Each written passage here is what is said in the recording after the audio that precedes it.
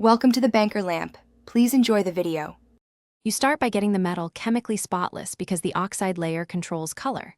Once the pickling is complete, rinse with dye water and secure the part to the anode lead. Make sure no straps or clips contact the area to be anodized. Next, you prepare the bath. Dissolve sodium bicarbonate to about 0.51.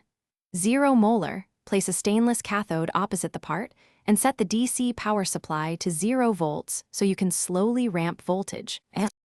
You now ramp voltage deliberately. The oxide thickness, and therefore interference color, changes with voltage.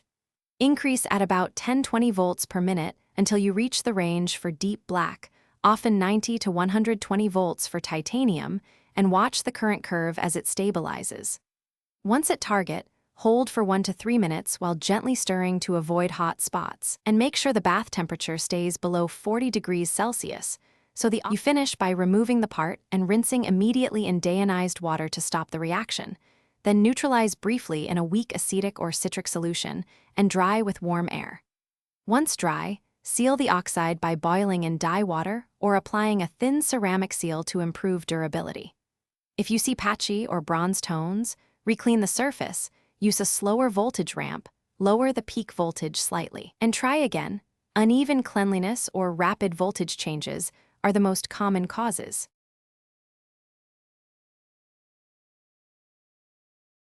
Thanks for watching. If this was helpful, leave a like and consider subscribing. See you next time.